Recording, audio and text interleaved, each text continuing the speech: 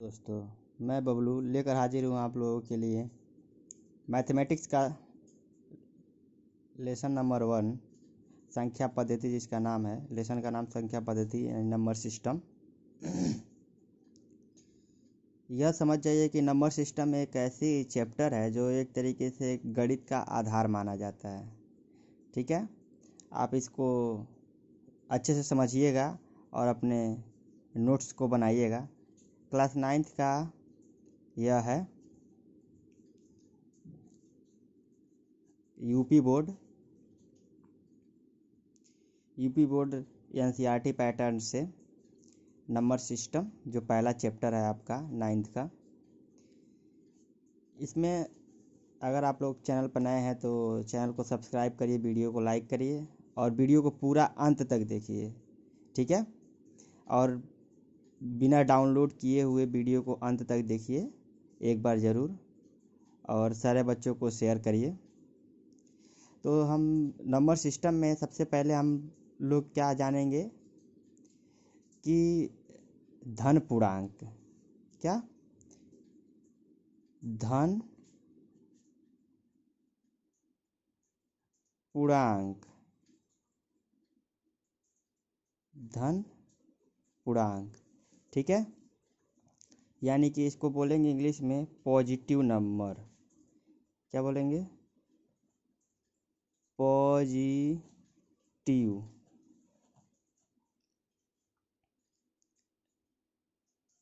पूर्णांक को बोलते हैं इंटीग्रेस, INTEGERS।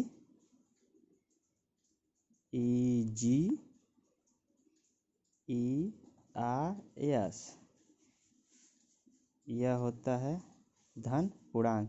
यह धन पूर्णांक होते क्या हैं कि जिन संख्याओं की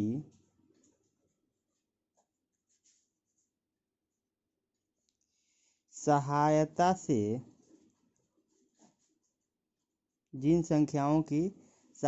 से वस्तुओं की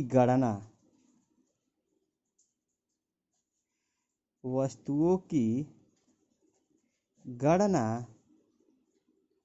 की जाती है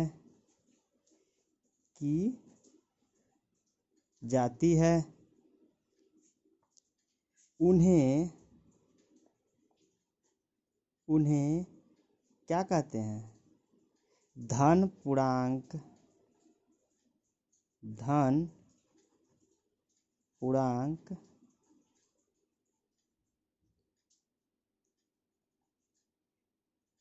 कहते हैं। ठीक है, यानी कि जिन संख्याओं की सहायता से वस्तुओं की गणना की जाती है उन्हें हम धन पूर्णांक संख्या कहते हैं। इसको एक दो और नाम से जानते हैं, धन पूर्णांक संख्याएं। धन पूर्णांक संख्याएं, एक और नाम है इसका गणना संख्याएं। क्या? गणना संख्याएं। तो आप घबराइएगा मत, इन तीनों में से कोई भी नाम आ जाए, धन पूर्णांक हो या गणना संख्याएं हो या धन पूर्णांक संख्याएं हो, ये तीनों एक ही बात होती है। ठीक है, जैसे कि मान लीजिए हमारा नंबर है, जैसे नंबर में मान लीजिए क्या आ जाए, 1 2 3 4 5, ऐसे ऐसे करते करते अनंत। ठीक है,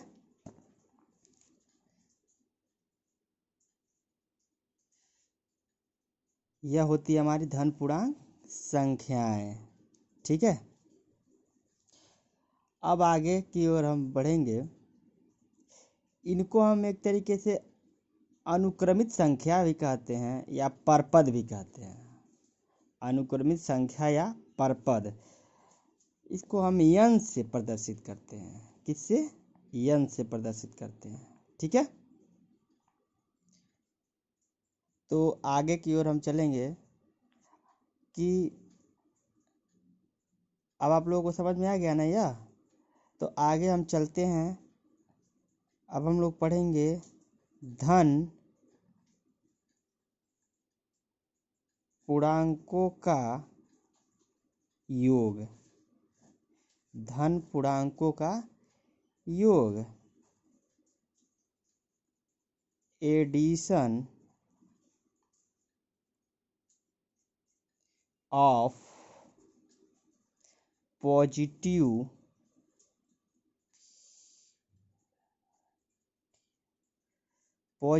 इंटीग्रल।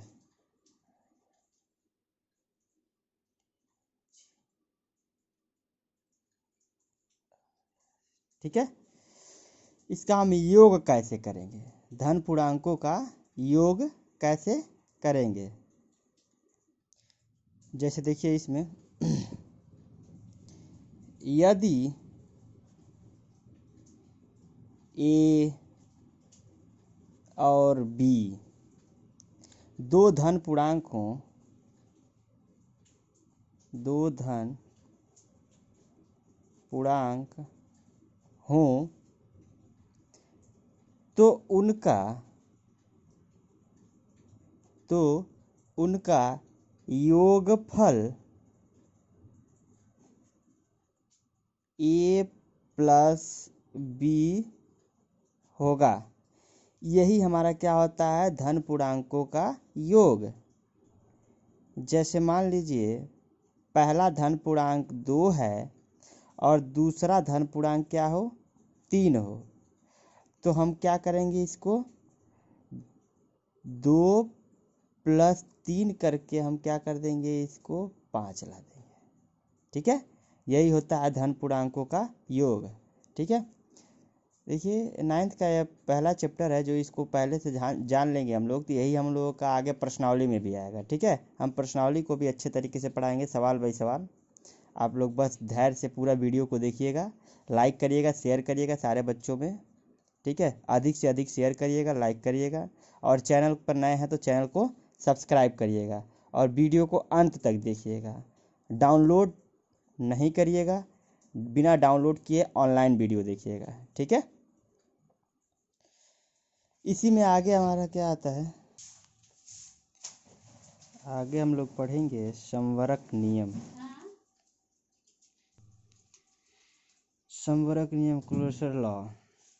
ठीक है, संवरक नियम होता क्या है, इसके बारे में हम लोग जानेंगे कि जब दो धन पूर्णांक को जब दो धन पूर्णांक को जोड़ा जाता है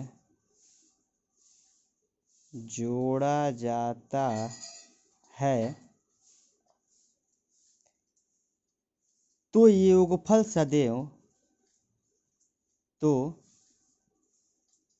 योगफल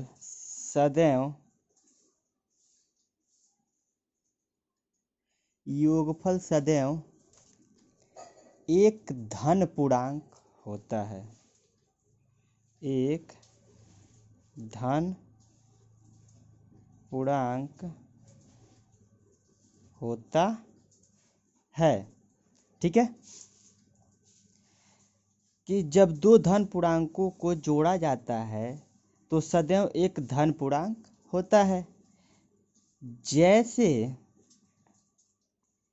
जैसे मान लीजिए 3 + 7, 3 + 7 को अगर जोड़ा जाए तो क्या प्राप्त होगा, 10 प्राप्त होगा, और 10 भी एक क्या है, धन पूर्णांक है।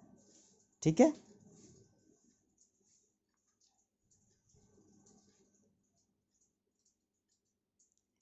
अब आगे हम लोग क्या पढ़ेंगे, दूसरा हम लोगों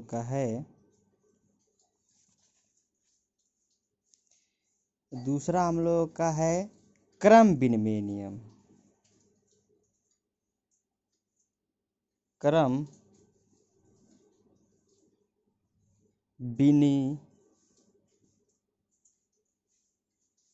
विनिमय नियम। ठीक है, यानी कि इसको बोलते हैं communicative law. CUWMUTATIVELAW communicative law. यह होता क्या है, नाम से ही इससे क्या है, नाम से इसको हम लोग जान सकते हैं कि क्रम विनिमय नियम क्या होता है। यानी क्रम का अदला बदली, क्रम का अदला बदली। यदि दो धन पूर्णांकों यदि दो धन पूर्णांकों 4 और 3 को जोड़ना, 4 और 3 को जोड़ना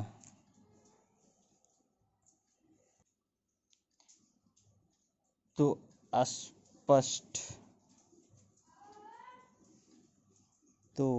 स्पष्ट है कि 4 में 3 को 4 में 3 को जोड़ने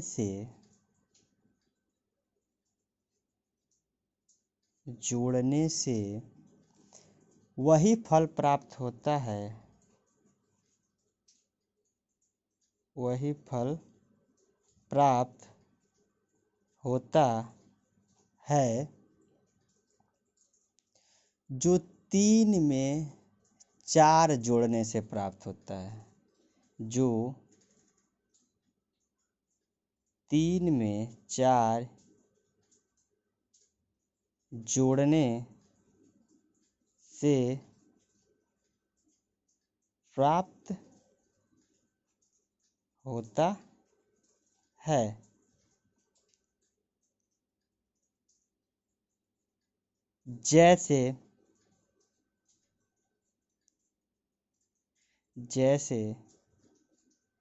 3 + 4 बराबर हो जाएगा आपका 4 + 3 के। ठीक है, पहले पे देखिए यहाँ पर 3 है, दूसरे पे 4 है, और यहाँ पे क्या हो जा रहा है, पहले पे 4 हो जा रहा है और दूसरे पे 3 हो जा रहा है। इसी को हम बोलते हैं क्रम की अदला बदली, यानी क्रम विनिमय नियम। ठीक है, जैसे मान लीजिए एक और ले लीजिए 2 + 5, इसको हम क्या लिख सकते हैं, 5 + 2 लिख सकते हैं, क्योंकि 5 2 7 इधर भी आएगा और 7 इधर भी आएगा, तो कोई मान में फर्क नहीं पड़ेगा। लेकिन ये अपना स्थान की अदला बदली कर दे रहे हैं। देखिए पहले पे 2 है, यहाँ पर दूसरे पे 2 है, यहाँ पहले पे 5 दूसरे 5 है, और पहले पर यहाँ पर 5 हो जा रहा है। तो इसी को बोलते हैं क्रम विनिमय नियम। ठीक है, अब अगला नंबर हम लोग पढ़ेंगे, क्या, तीसरा, सहचर्य नियम। सहचर्य नियम, सहचर्य नियम, एसोसिएटेड लॉ।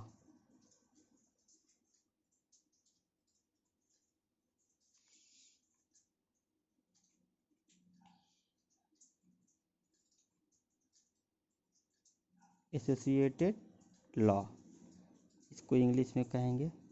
ठीक है, यह साहचर्य नियम होता क्या है, इसके बारे में हम लोग जान लें। यदि यदि 3 धन पूर्णांक यदि 3 धन पूर्णांक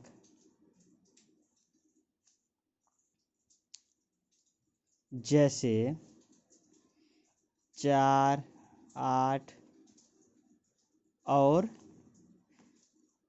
3 को जोड़ने पर सॉरी जोड़ने नहीं, जोड़ना हो तो 4 और 8 के योग में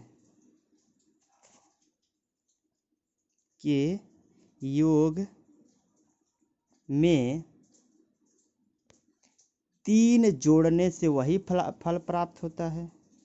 3 जोड़ने से वही फल प्राप्त होता है जो 4 को 8 और 3 के योग में जोड़ा जाए। जो 4 और 8 के 3 के योग में जोड़ा जाए। ठीक है, जैसे मान लीजिए 4 + 8 + 3 बराबर में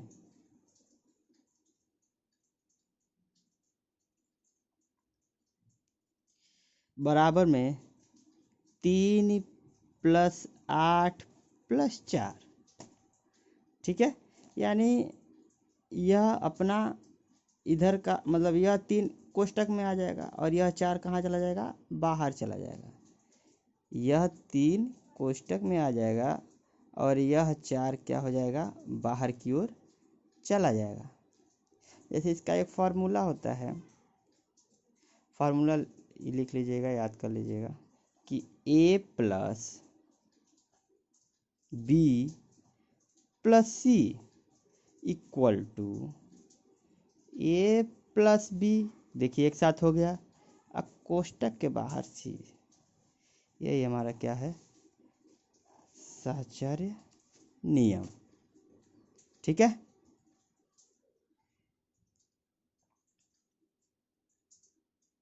अब हम लोग यह धन पूर्णांकों का योग करना था, जो 3 संख्याएं थी।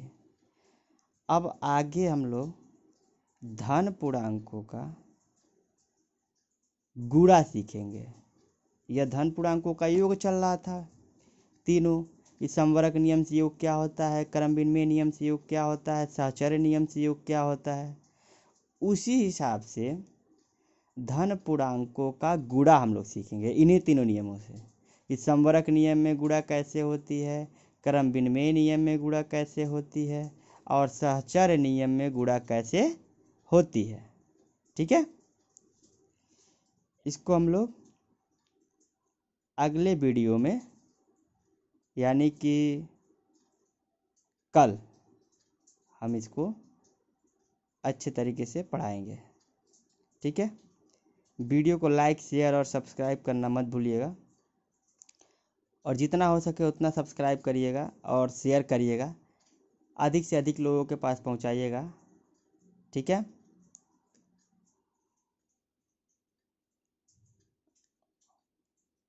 और वीडियो को अंत तक देखिएगा।